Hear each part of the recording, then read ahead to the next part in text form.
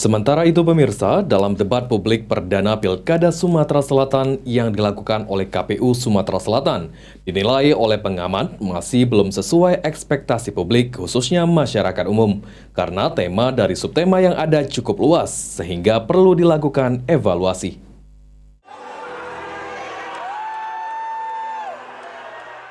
Komisi Pemilihan Umum Sumatera Selatan telah melakukan debat publik perdana Pilkada Sumatera Selatan pada tanggal 27 Oktober 2024.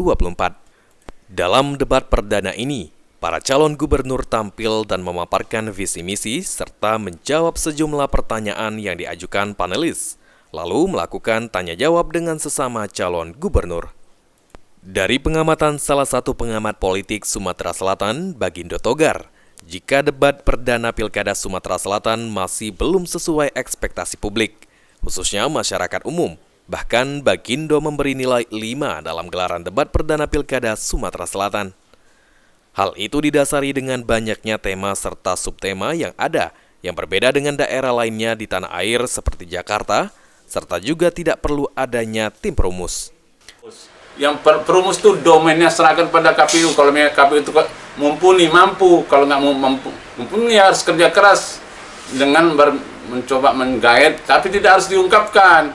Menggait suatu tim ahli yang baik, bagian dari mereka atau tim ahli mereka itu tidak harus disebutkan. Pertama itu harus dihapus. Pertama menghapus tim perumus.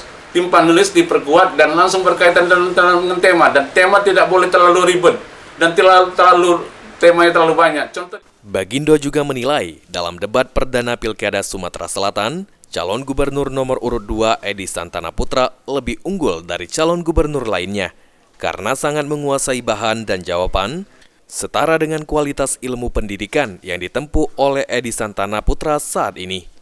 Tim Liputan PAL TV.